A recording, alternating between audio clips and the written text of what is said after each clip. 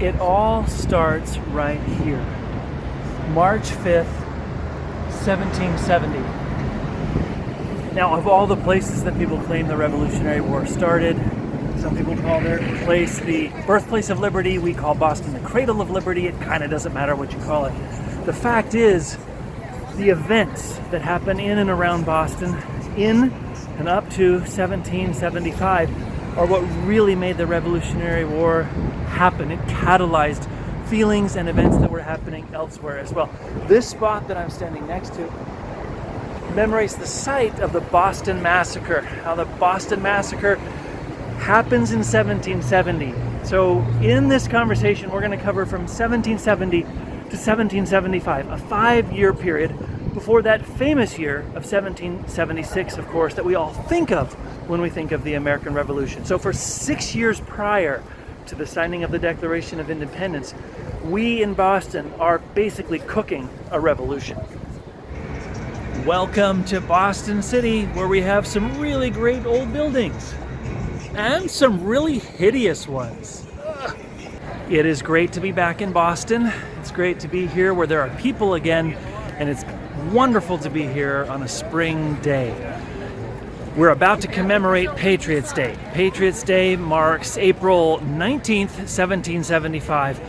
This year we'll commemorate Patriots' Day on Monday, the 18th of April. That is also the day of the running of the Boston Marathon, something I have been talking about on this channel for some time.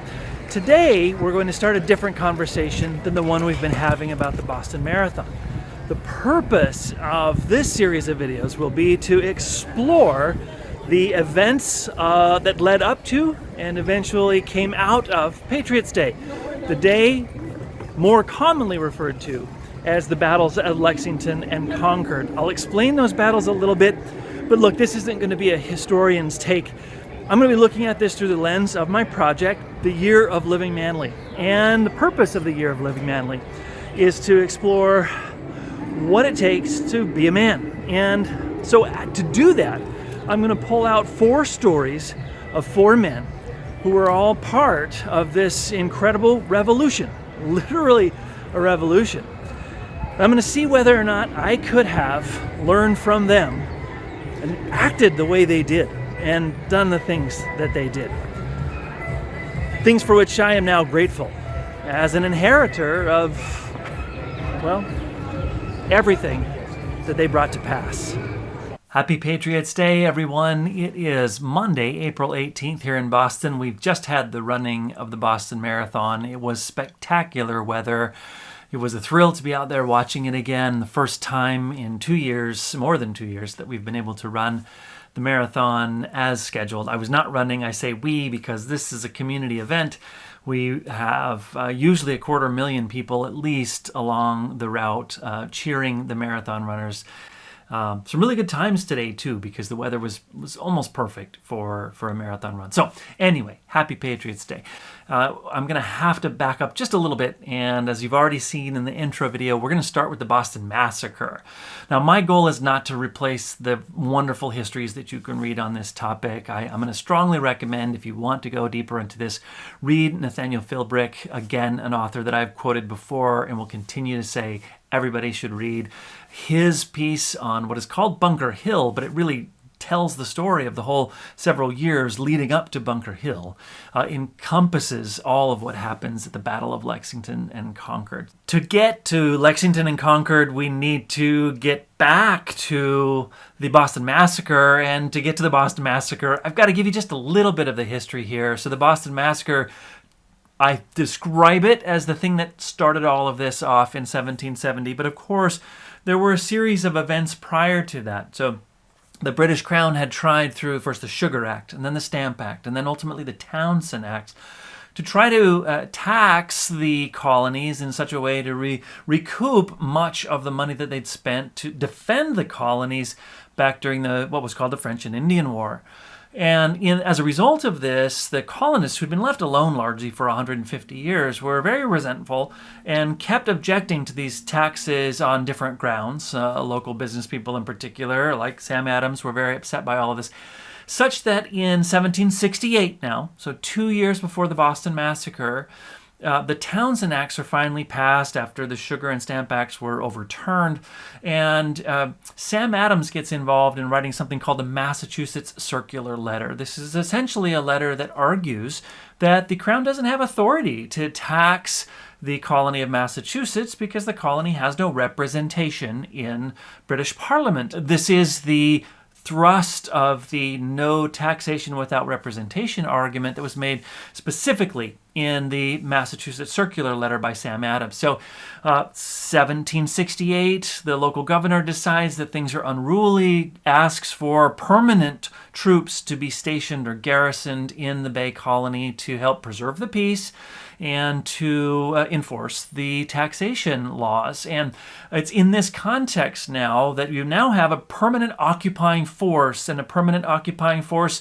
usually doesn't get along well with locals, and there was no different in this case. So what happens in 1770, February 22nd to be precise, is that there is a protest at the home of a loyalist, or the shop of a loyalist, Theophilus Lilly, and his protest causes Ebenezer Richardson, who is a customs official, to try to rein people in and tell them to disperse. So now what do? They go to his house and they protest him.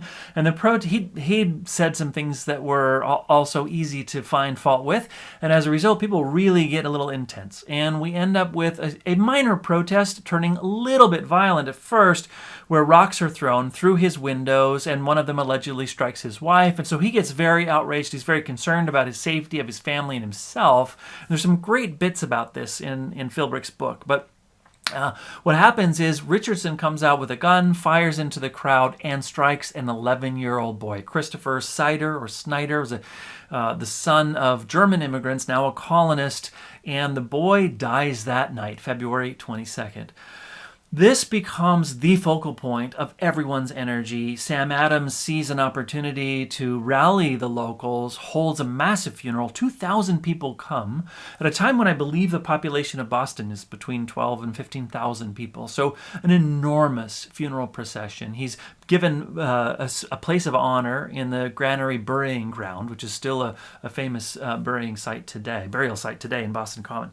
And the event essentially catalyzes the protesters, who were already upset about the way things were going and are now feeling like, look, this demonic representative of these nefarious taxes, which aren't even constitutional, to use that term, and now he's fired a gun at and killed a young boy.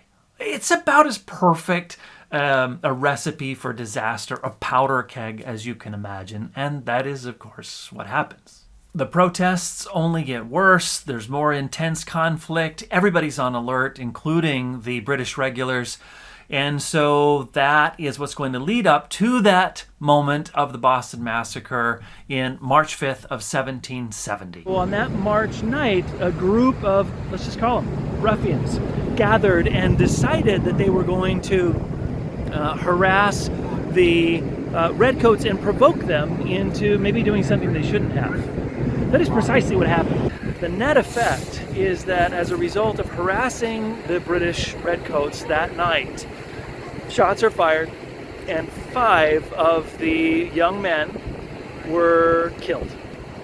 If Christopher Snyder was now a martyr to the cause, well, these 5 new martyrs from the Boston Massacre were everything that a disgruntled public needed to be convinced that now was the time to shrug off the oppression of the British regulars, or the redcoats, probably first. Let's get them out of here, and then start to negotiate with the local governors, who were still widely perceived to be the cause of all this because they weren't representing the colonists' interests back in Parliament. And maybe Parliament was also at fault for being so selfish and so greedy.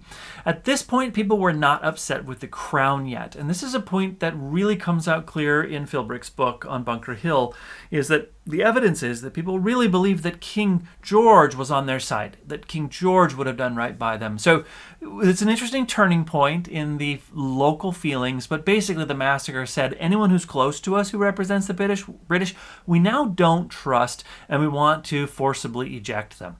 That's 1770. Now, it's going to take until 1775 before we get to the events surrounding the Battle of Lexington and Concord, where the shot heard round the world actually occurs. Those 5 years are pretty torturous. It seemed like at any moment things were going to either boil over or that finally the colonists would have their way and things would change. Well, during this time period, that's when we have the Tea Party. I'm not going to talk about the Tea Party because it's really well known and well understood, but also it didn't actually trigger or catalyze anything that hadn't already been catalyzed by the Boston Massacre. All it did was show perhaps to the British that the insolence of the colonists was not going to be placated or wasn't going away anytime soon. And so it made the British resolve to send more troops increase. But really this tension was already present and it was already going to come to a head in some way. And by the time we get to 1775, we are now at an impasse. There are irreconcilable differences occurring here. More and more troops are being sent from Britain to occupy the area. Occupying forces are committing more and more atrocities of commandeering the property and harassing the people of Boston. They're essentially making it easier for people to hate them, for the people who didn't already hate them. You can imagine how this goes. Well, in this time frame, you're now starting to see the colonists who are in the surrounding area, the outlying area, start to see that they are going to eventually have to consider defending themselves. Now, defending themselves was not a new thing. This is something that they had done all along in the many battles that they'd had with local natives and, of course, in the French and Indian Wars. And so a lot of these towns already had town militias. But in all, for you to have a militia, you have to have weapons and you have to have gunpowder more than anything. And gunpowder was not easily produced in the colonies. So it had to be sourced from abroad and it had to be then carefully stored where the British couldn't seize it. And this was something that the British generals understood very clearly. Their next step was to go out into the countryside and seize weapons, seize cannon, seize gunpowder. Now, there happened to be a location just north of the city across the water called the Powder House, where all of the Crown's gunpowder was being stored, but also all of the surrounding towns, their own provisions of gunpowder were also stored there to be kept safe and under watch. Well, once some of the local towns realized that they were possibly going to be opposed to the British soon, they started sending to have their own powder barrels removed. And they take their powder barrels and remove them to their own city where they would be protected there.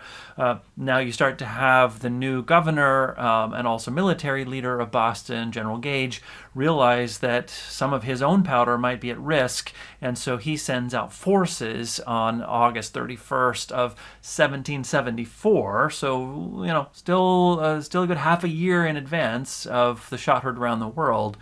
He says, go up to the powder house, get all of our powder stores, and bring them back here into Boston where we can keep them safe. Well, the whole thing ends up being a debacle on numerous fronts. First of all, the official communication gets muddied up. People are unsure what's going on. The word of seeing soldiers march up, or actually sail up and then march up into the powder house, it made it seem like an act of war. The alarm, and so this is called the powder alarm, goes out to all of the colonists in the area, the provincials in the area, and they're told that the British are marching, they're going to attack, and they're going to seize weapons and seize powder and so on. And some rumors get spread, fake news rumors here get spread that there was bloodshed. So essentially it looked like the British had initiated a war. This event is pivotal primarily because it showed both sides the latent power of the provincials, the colonists, because they were able to muster in just a number of days thousands of men from as far away as Connecticut who responded to the call believing that there was going to be a war imminently. Now, it turned out that they were able to say, nope, not true, no blood was shed, this is just the British taking their own powder back. The towns that had already taken their powder out of the powder house were still able to keep it, at least for now. So everyone dispersed. But it made both the British General Gage realized that this is a huge force of people across the countryside, and if he writes back to the Crown and says, you need to send double the number of maximum soldiers that you can imagine you need to send, because there is a whole countryside just brimming with people ready to hear a call to arms and respond.